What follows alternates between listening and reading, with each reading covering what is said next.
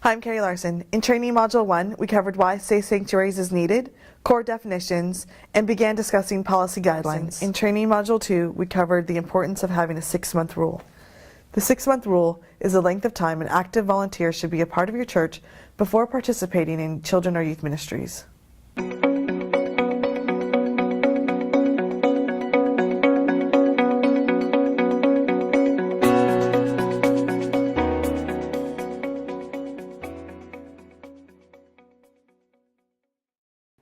So, an adult or volunteer is never to share a bed with a child or a youth.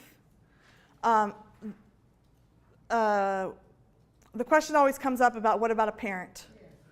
Now, Safe Sanctuaries does not necessarily cover that, but my rule is no. Same rule applies to everyone. So, and that's just to not show favoritism, not show that this parent gets to sleep with their kid in the same bed. It just keeps everyone on the same page with the rule, right? An adult or volunteer is never to be alone in a room with a child or a youth. And adults must be of the same gender as the youth they are chaperoning. So let's talk a little bit about this in different settings, right? So there may be a children's retreat or a youth retreat. I always do the biggest questions on lodging in this area. So what do the cabins look like? So is it one cabin where 32 people are in? If that's the case, you need 2 adults in that room, right? Can't just be one, and it has to be 2 cleared adults.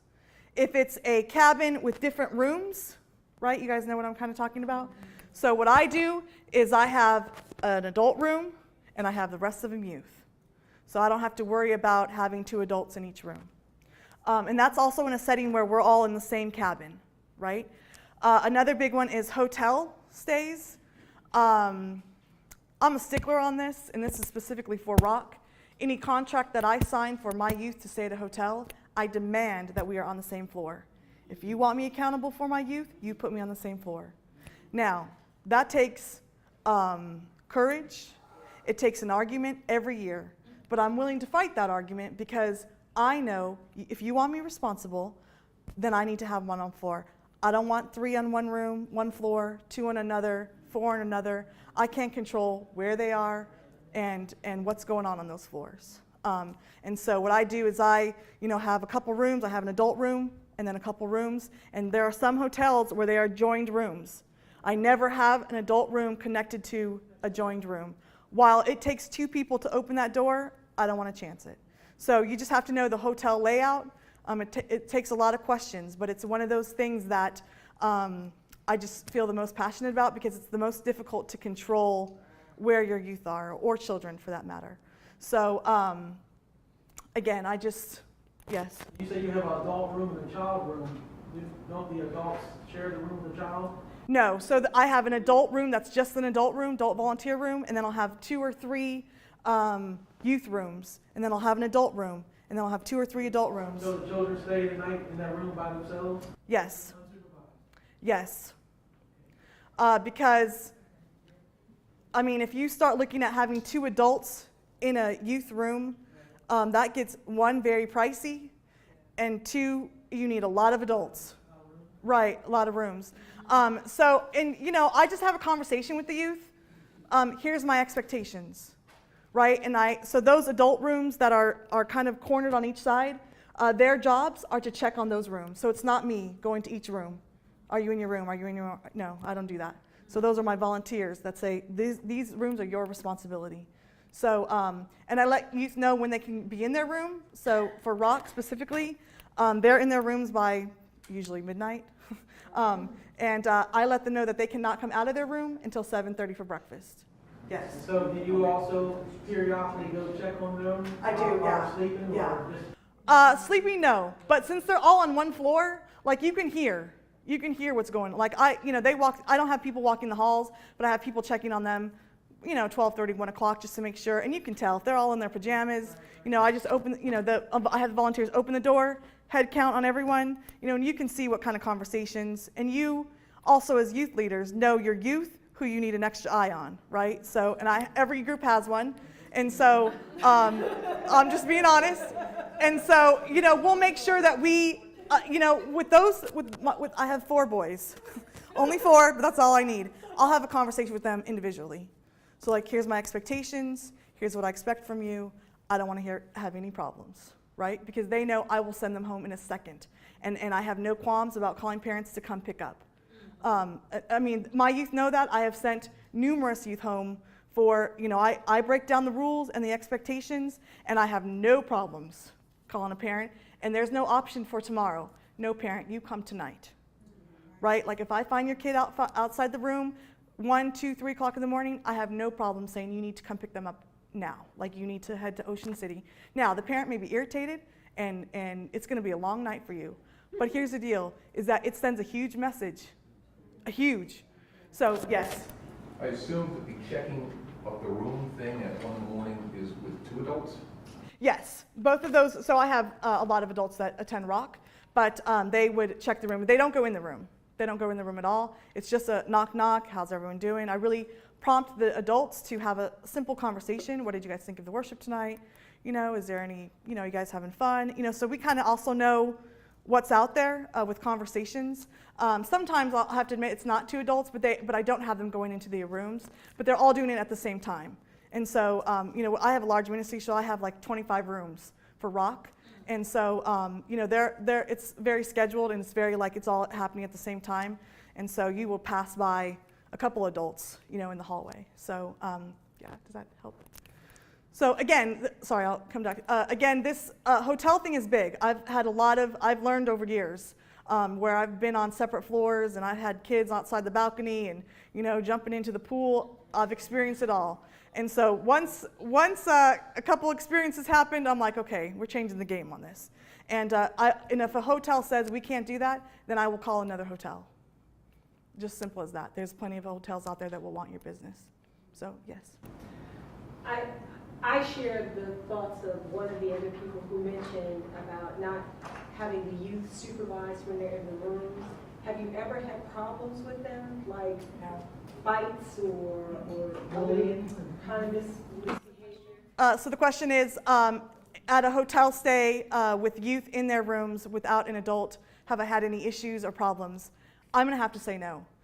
There has been times when girls, unfortunately it's always girls, who, one may be taking up a whole room of space and they're not sharing or whatever, so I have a conversation with them. One girl will say, I want to move out of my room. That's not an option for me. We're a family, so we need to figure it out.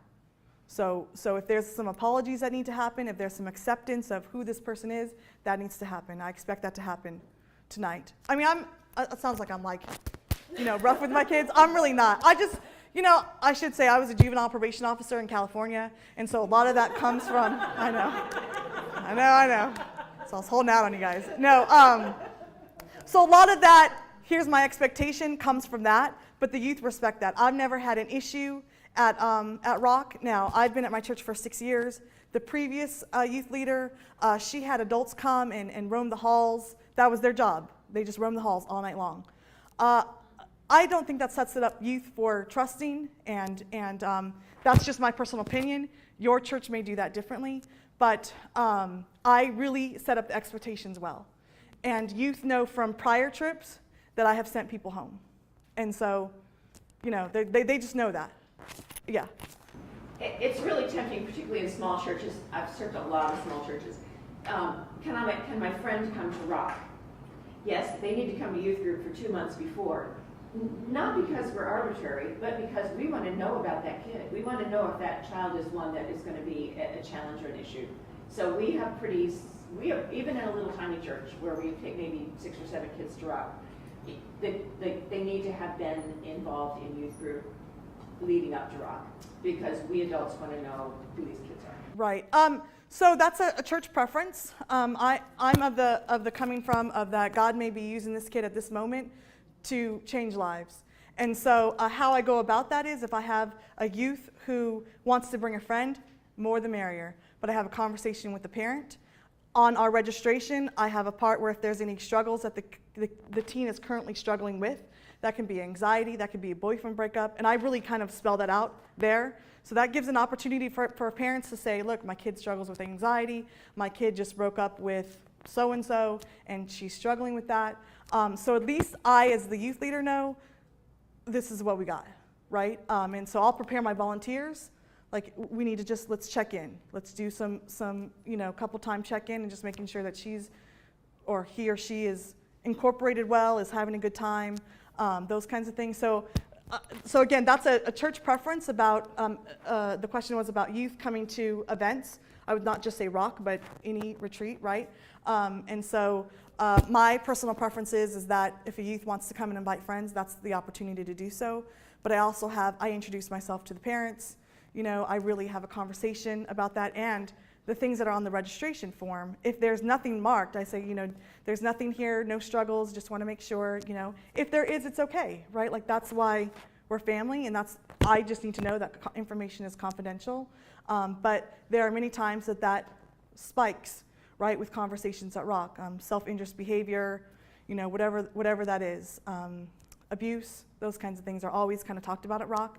And so that's why that question is specifically on our registration, just for that, because I found in years past that, I had a girl who struggled with eating disorder, had no idea. Parents didn't tell me. We were on a mission trip, and an event happened, which she was out of lines, and she wasn't following the rules. And so, in that counseling moment, it comes out, right? Everything comes out, and I'm thinking to myself, I wish I would have known. Right? Because at lunchtime, I would be like, you need to eat all of your lunch. What's our goal today? Right? Not publicly, but individually. What's your goal for lunch today? What's your goal for dinner? And keeping an eye and keeping accountability, but I didn't have that information.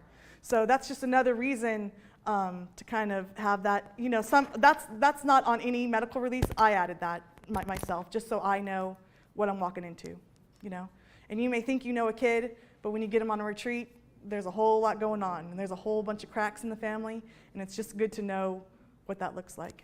So, are there any other questions? Our next slide is about hotels, which we've kind of gone over. Adults should never be in the room with just one child, and I know that it sounds like some churches do that differently. You may try and think about that creatively now that you have this information that adults should not be in a hotel room, and how do you do that at Rock when we're not getting to our rooms until midnight?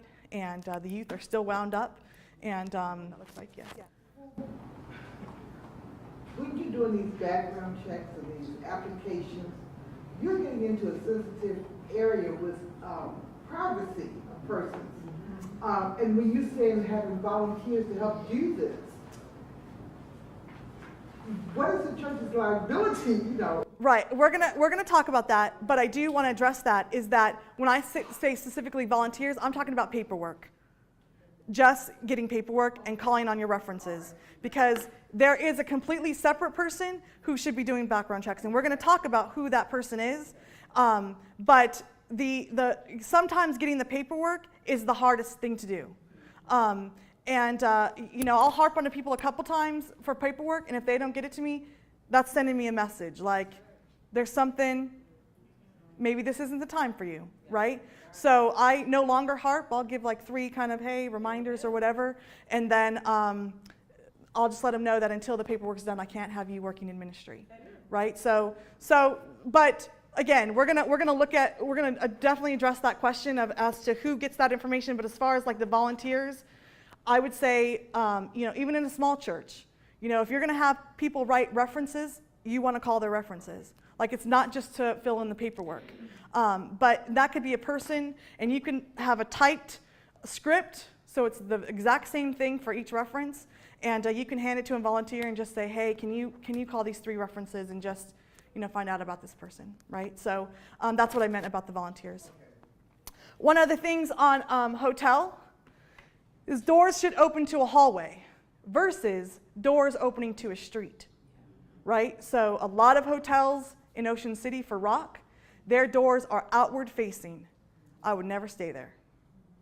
Why? Because kids they can easily go out in a door that's facing the hallway, but I'd rather know that they're at least in the hotel versus walking the beach, right? So it's just another question to ask when you're, and that's for children's ministry. There's a lot of churches that do children's retreats and those kinds of things. I don't know if they go to hotels, but it is just a question to ask, to be aware of. And let's just say it's the cheapest hotel, it works in your budget, and that's what you got to work with. That's your choice, right? And so then you start figuring out how to keep your kids safe. And what does that look like for you, you know? Some churches put tape, masking tape on the door, and so, but that means someone's got to get up early enough to make sure that the tape wasn't, you know, broken. Again, that's, you know, your team's creative process for how that works and what that looks like for your guys' ministry. All right, we've talked a little bit about cabin settings already, 2 adults in a large room with multiple bunk beds. Or depending on the layout of the cabin is, I have, you know, at Manidokin, they have cabins that have individual rooms. And so each room may have, I think, 4 beds. Don't quote me on that. But so I'll have 1 or 2 adult rooms, like there's on either side, I'll have an adult room on this side and an adult room on this side. And then I'll have the rest of the rooms, all girls rooms.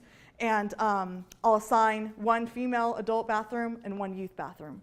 So it just depends on the setting, though. That may change. There may be only 1 bathroom. And so you just, you know, that's what you got to, that's how you got to roll. So in this situation, they actually do stay with kids. right, in this situation. So that is a situation where it's just 1 cabin, I think at West River, is it West River? One of the camps, they have a cabin that has 32 beds. Right, West River. So that room, that's individual, I think, that one. Yeah, that's individual. There's another, I can't remember the camp, but that's not important. There's 1 camp that we go to that has 32 bunk beds in the room. So it's 1, like, you know, this room with 32 bunk beds. So in that, I would have 2 to 3 adults. At least 2, sometimes 3, just depending on, you know, what's out there. So, and that would just be all female. And then there would be another male cabin. Same principle.